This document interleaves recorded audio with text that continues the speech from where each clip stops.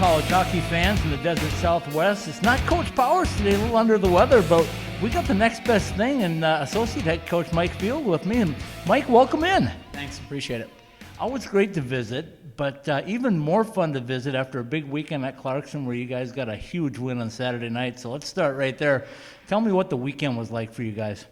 It was a challenge. A really good opponent, obviously difficult place to play. They had a great atmosphere there with their alumni weekend, and I was really happy with being able to come out with at least one win, and especially after kind of a heartbreaking loss the night before, for the guys to come back with what we felt was an even better and kind of more determined effort was really rewarding. You know, all season long I've been asking Coach about this team, and he tells me that you haven't reached your full potential yet. A couple of weeks ago he told me he thought you were pretty close.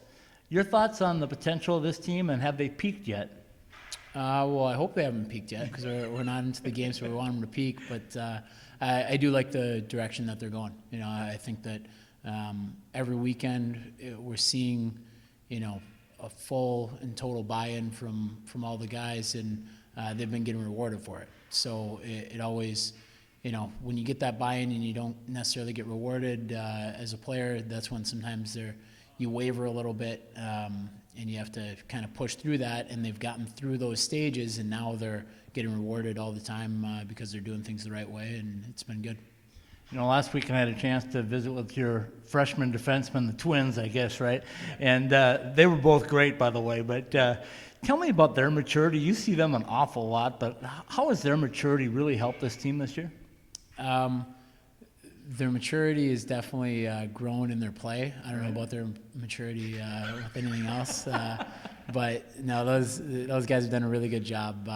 They've done an excellent job of just kind of taking everything in from the older guys, and anything that we give them as coaches, they always listen, and just seeing what they're doing, the way they're handling their business, after practice. They're in there stretching, they're getting an extra protein shake, they're doing, all this stuff that long-term is going to pay off. And then on the ice, they're starting to see more and more success. And as that happens, their confidence grows. And, those guys are really good players, and they've done a really nice job. Last weekend you also battled some injuries. You had 3 guys at least, I know, sitting out that had some minor things going on. But that time of the year right now, you guys are in the tail end of a 13 weeks in a row. Your thoughts on playing 13 straight weeks? I think it is what it is. It's the schedule is prepared. Yeah, you play it, right? Exactly. It doesn't matter if it's 13 weeks straight or there's weekends off or whatever. Like, you got a game in front of you and you got to win it, and that's really all you can focus on. Okay, so the game in front of you this week is Robert Morris coming to town. When you look on paper, you see all these numbers that you look at in the pairwise, and you go, okay, you guys are 11, they're in the 40s or 50s or whatever. It really doesn't make a lot of difference in college hockey anymore, does it? The parity is so close.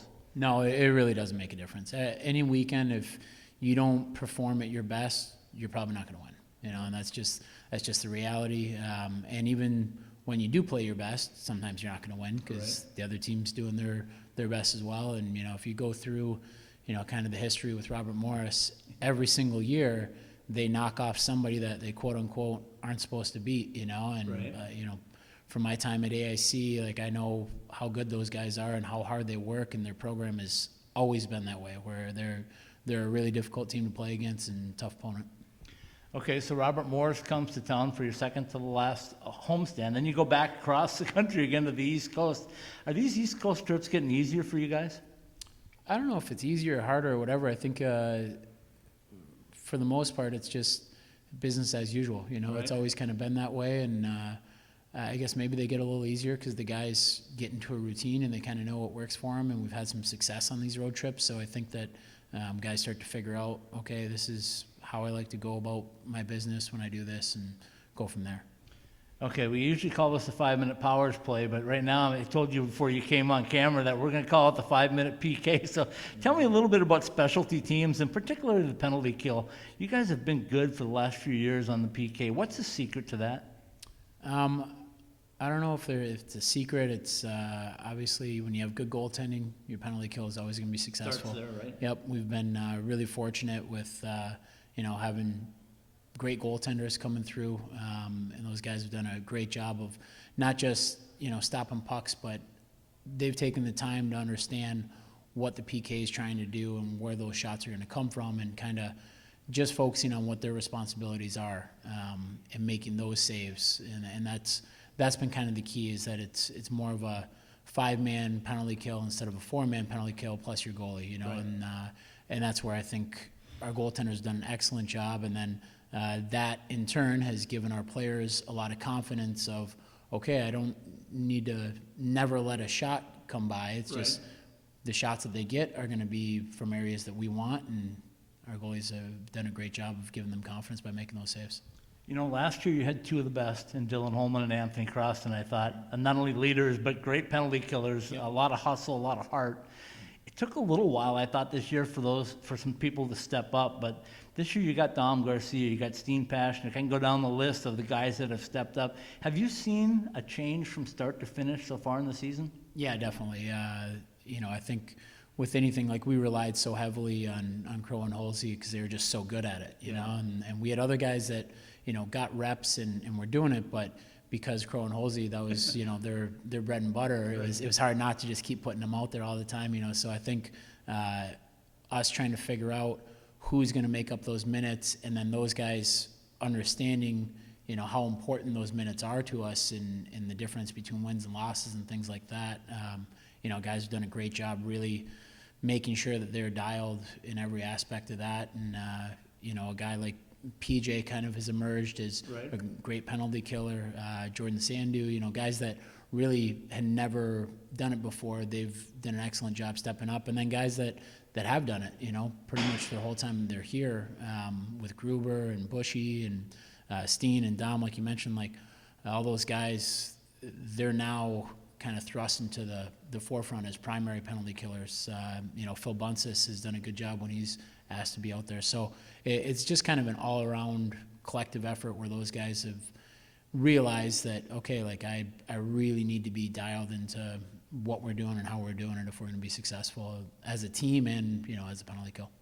Okay, I think I have like 10 minutes worth of questions for you, but we'll wrap it up on a couple of things. Last weekend we saw a lot of upperclassmen, seniors step up. We saw Bushy score that goal in overtime. We saw Brett score a goal. We saw Brinson making a play like ours.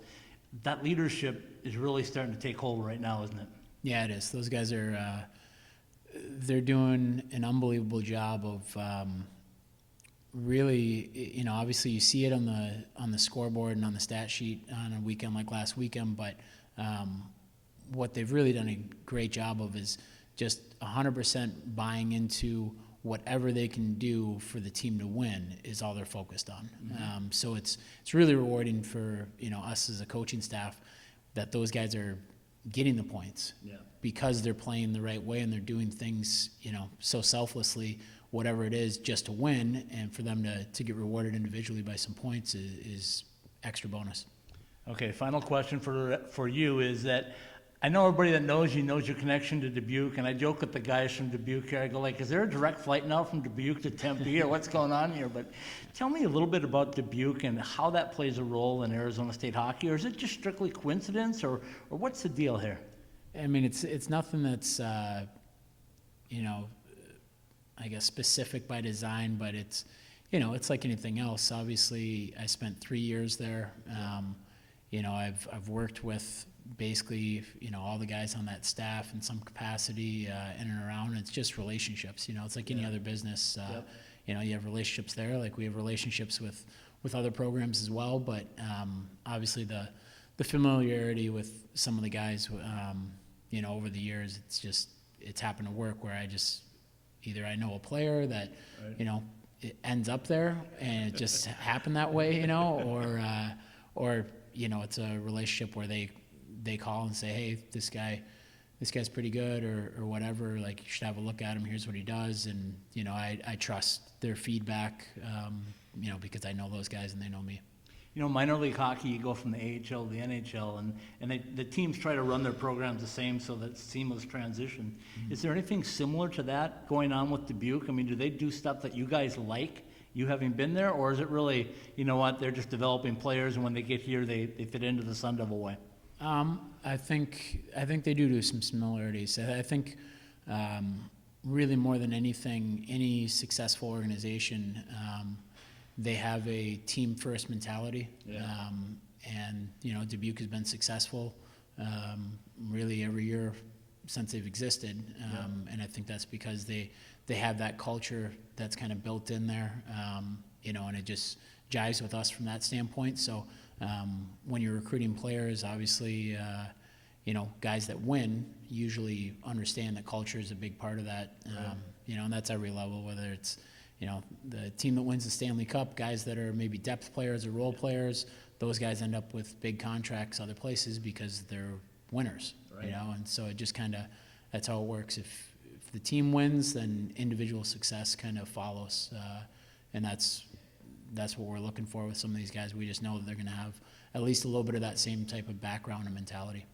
All right, we'll close it out. Coach Powers, get well. Mike stepped in and did a admirable job for you today, so your job might be in jeopardy, Coach. But as we look, I always throw up a magic number. I picked it out at the beginning of the year. I said, I think you guys need to win 24 games based on your schedule this year. If you look at it right now, it's 8 with 8 to go. I know you take it one game at a time, but it's achievable, isn't it? Yeah, if you have 8 games to play, you can win them all. I guess, yes, it's achievable. I don't know if I'm counting anything ahead of time, but we'll try to win the next one and then do that again and keep repeating that. All right, the next one is Robert Morris right here at Oceanside. Coach Mike Field, thanks for stepping in with me, and good luck this weekend.